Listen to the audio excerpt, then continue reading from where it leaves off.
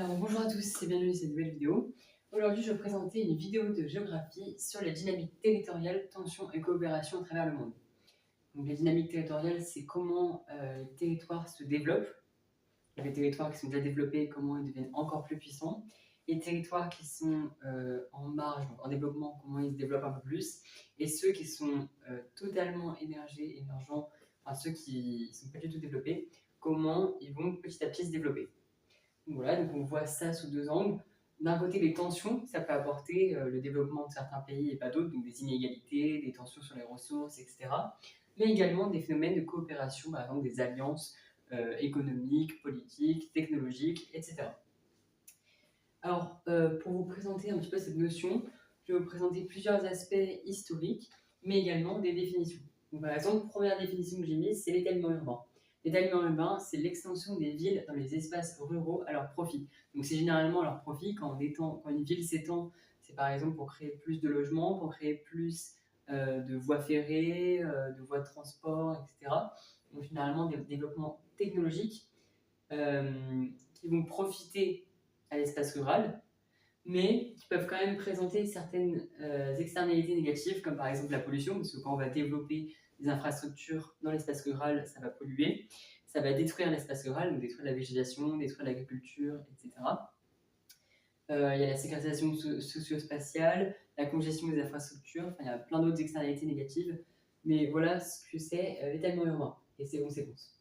Ensuite, haute définition, l'aire de puissance. Donc, une aire de puissance, c'est quoi? Donc, à chaque fois, j'ai mis des abréviations pour vous aider à la prise de notes. Par exemple, son présente, j'ai mis ST. Externalité négative, j'ai mis un moins. Là, aire de puissance, j'ai mis un groupe GRP. Donc, aire de puissance, c'est quoi? C'est groupe de pays ou de régions qui jouent un rôle dans la mondialisation par l'influence économique, donc ça, le symbole éco, donc euro, par influence économique, sociale, politique et culturelle. Donc en fait, c'est comment un groupe de pays, donc plusieurs pays entre eux, par exemple plusieurs pays dans l'Union européenne, dans une alliance, etc., ou plusieurs régions, par exemple en France, donc plusieurs régions où ça lie, ça peut être région Auvergne-Rhône-Alpes, PACA, Provence-Alpes-Côte d'Azur, etc. Comment elles vont s'allier, comment elles vont jouer un rôle dans la mondialisation sur ces différents plans, l'aspect économique et financier, l'aspect social, l'aspect politique et l'aspect culturel. Ensuite, autre définition, le corridor de développement. Donc, je vous ai donné une définition. Il y en a, à chaque fois, en fait, il y en a plein d'autres, hein, mais c'est des définitions à peu près générales ou qui donnent des idées. Donc, par exemple, corridor de développement, c'est une zone développée pour les transports qui permet de se connecter, se rattacher au reste du monde et à la mondialisation. Donc, par exemple, corridor de développement, ça va être création de nouvelles voies ferrées, de nouvelles axes routiers, par exemple, les nouvelles routes de la soie entre la Chine et l'Europe, donc pour relier à peu près la Chine vers l'Europe. Ces nouvelles routes, donc c'est autoroutes, les aspects routiers, c'est un corridor de développement, c'est-à-dire c'est un espace qui est développé d'un point de vue technologique pour permettre une circulation, pour permettre de se connecter aux échanges. Donc là, ça va connecter en gros l'Asie à l'Europe, donc ça va permettre des échanges. Donc c'est ça l'objectif et c'est ça un corridor de développement. Donc ça, en fait, c'est le couloir de développement. Ensuite, donc pour l'aspect historique, à l'époque, les trois pôles qui dominaient, donc c'était les pôles de la triade, c'était Amérique, Europe, Asie, jusque vers les années 2000. Donc on dit environ, parce qu'il y en a qui vont estimer vers les années 1990, d'autres ça va être 2006. Donc c'est pour ça que je dis environ les années 2000. Car aujourd'hui, en fait, on est dans une phase de ce qu'on appelle la multipolarisation. Donc c'est le fait qu'il n'y ait pas que trois pôles, mais qu'il y ait plusieurs pôles, multi, ça veut dire plusieurs, polarisation. Donc le fait, donc là je vous ai mis l'abréviation degré, hein, c'est ION. À chaque fois que vous retrouvez des degrés, c'est ION. Mondialisation, multipolarisation. En tout cas, donc, la multipolarisation, c'est le fait qu'il y ait plusieurs pôles. Donc, il n'y a plus juste Amérique, Europe, Asie, mais ça se développe. Donc, il y a d'autres pays, on cherche à développer l'Afrique, il y a l'Océanie qui rentre en jeu aussi.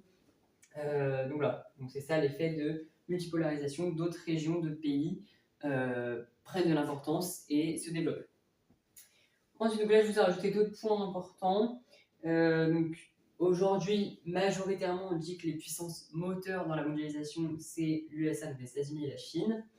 Et ensuite, les objectifs actuels, donc, par exemple, c'est diminuer les inégalités, réduire la pauvreté, etc.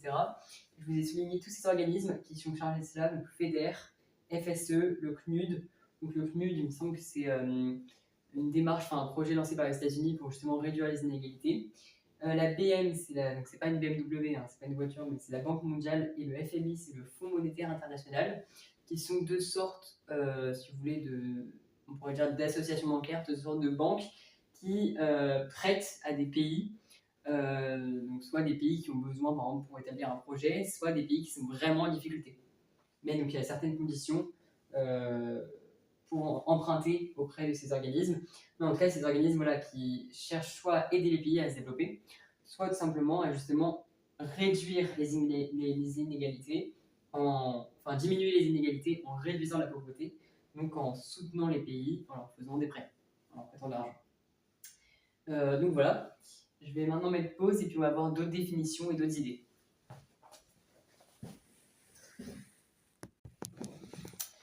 Alors, nous voilà dans la deuxième partie de la vidéo sur la dynamique territoriale, tension et coopération en géographie. Je vous ai apporté deux définitions, donc quand même une définition centrale, la mondialisation. Donc à chaque fois, encore une fois, il y a plusieurs définitions, on peut avoir plusieurs définitions en fonction de site internet, Google, ChatGPT, l'intelligence artificielle, au cours, les manuels, etc. Mais voilà des exemples de définitions. Par exemple, mondialisation, je vous ai donné comme définition processus de développement des différents espaces à travers le monde. En fait, la mondialisation, c'est les relations, ça désigne les relations entre États, donc à l'échelle mondiale, internationale. Je dis les relations parce que ça peut être à la fois des tensions ou des coopérations, c'est pour ça on est toujours dans ce chapitre dynamique territoriale, c'est l'objectif de la mondialisation, mais on peut être dans des zones, enfin dans des périodes de tension ou bien de coopération.